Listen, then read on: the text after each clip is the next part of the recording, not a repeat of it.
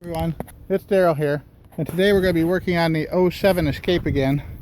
And we've got, this is the one where I showed you before a few different things. The last thing we were working on was the shift cable on this, which proves to be defective. So the shift cable is not traveling as far as it's supposed to be, therefore the car is not firmly engaging into the park position. The rest of the motion through the range is okay, but it's not locking firmly in park. So what we've been doing is setting the parking brake, you know, what a lot of people call the emergency brake, and using that to hold the car. But the emergency brakes have failed on this. So we're going to replace the emergency brake shoes and do some repairs inside.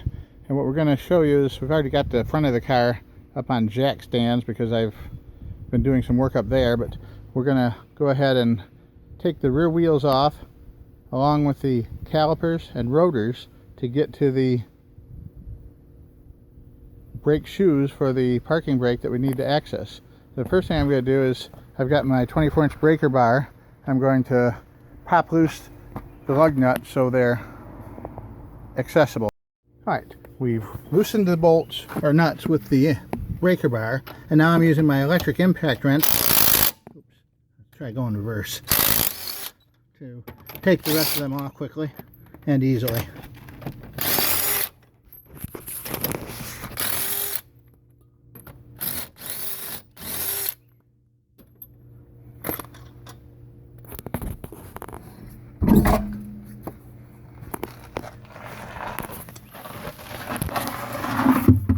And there we go.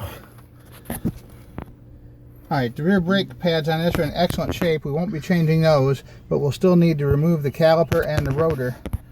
And we can see the rotor's in very good shape too. No grooving, no worn spots. On the Fords, most cars, the emergency brake, parking brake shoes are inside of this little raised up area here. So when we pop off the rotor, we'll be able to access that. To remove the caliper, there's two hex head studs, not really studs, I guess we'd call them slider bolts we have to remove, and it takes a special size for these Fords. You pop out the little plastic trim caps, there's two of those here, and then you need a 7mm hex tool. You can use an Allen wrench, but it's kind of hard to get to sometimes. I like using the ratcheting 7mm cut. This is the 7mm hex bit that we're going to be using to remove the two slide bolts for the caliper. There goes the cat, always underfoot. Alright, these are the caliper retainer bolts and slide pins assemblies. We're going to want to clean these up with some solvent, get all the debris off them, and then give them a nice coating of brake grease before we put them back in place. Alright, now we're ready to remove the caliper. Before we do that, I just want to show you, I've taken some PB Blast or penetrating oil and I sprayed it around each of the studs that hold the wheel on and around the center axle shaft where the rotor slides over. Sometimes the rotor will stick onto the hub behind it and be very difficult to remove. So we'll let that penetrating oil soak in while we're doing this other stuff, and then we will get the big hammer out and remove the rotor if we have to. The slide bolts have been removed from the caliper, so basically all you do on this model is you take a flat screwdriver or pry bar, stick it in between the frame bracket and the caliper and just work it out like that, back and forth. And you shouldn't let it drop like that because it's hard on the cable, but it was a short drop and it was okay. So what we're going to do is we're going to take this and just flip it over here like that so it's out of the way. There, that's out of the way now. And from this angle you can see the two holes where the mounting slide goes through that we just removed. So we're just going to leave that aside because the brake pads are in excellent shape. We're not going to have to do anything to that. We're just going to remove the rotor now and then repair the emergency brakes. So what we do is we grab it and see if it's loose. Sometimes they're loose and ready to come on. This one is actually almost ready to pop off. So you can hear the brake grinding behind there though. So there, this one I'm not going to have to tap on. The other side, which I already have off, I actually had to tap on fairly firmly with a hammer. what I did is I would spin it a little bit and whack on it right back here from the back side of the hammer. Tap, tap, spin, tap, tap, spin. And then also you'd strike it with a hammer right here between each of the wheel mounting studs. Give it a firm rap right there. And also make sure this center lip around the hub here where it slides over is clean of any dirt, debris, or corrosion. Can hold it and almost like cement it in place if that's not clean too. So you take a sharp tip screwdriver and you work it around. Here, let me show you. Take a sharp tip screwdriver, and a lot of times you'll have to cut it. You use it to cut that seam there to make sure there's no dirt, residue, brake material buildup in it.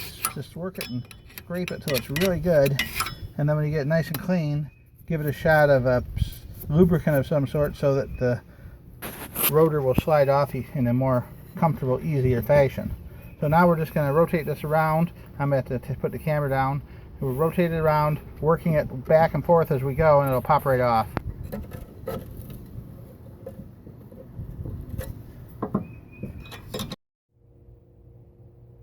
Alright, we have it apart. We found some broken hardware in here that's going to need to be replaced, a couple of springs and clips. And the only thing left to do now is there's a spring on top that holds it, and there's a spring on bottom that holds it, along with an adjuster. We need to take those off, and then we'll be able to install the new brake shoes and the new hardware kit. It should be good to go. Everything else looks pretty good. The brake shoes in here actually still look pretty decent, but we're going to replace those anyway. And while you have it apart, you should also inspect your rear wheel bearing. See if there's any unusual noises when you spin it around, and this is nice and quiet. And see if there's any play in it, in and out or up and down. And there's not. It's not quite as free spinning as I'd like to see, but it's not bad. So we're going to call that good. The car's still getting over 30 miles a gallon, so we know there's no drag on it really. And we're going to move on to the rest of the brake job now and take that apart. Alright, the rear emergency brake project is finished. Everything's back together and we're ready to bolt the wheel back on. What we found out was that the backing plate here, this backing plate here, was rusted out or distorted right behind where the pins are in place that hold the brake shoes on.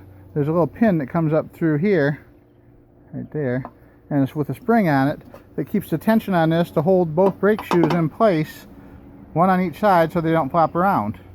And the mounting plate behind that was actually rusted out and torn so that the pin would no longer remain in place where it was supposed to go, causing these brake shoes to just flop around. So what we did is we took everything off, threw it all in the garbage, the brake shoes, the pins, the clips, the springs, and the car is back together and running great and spinning good without any emergency brakes in place at all, which is probably a better way to fix this anyway. Thanks for watching. Check out my other channels for more easy how-to tips to save time and money. Thanks for watching.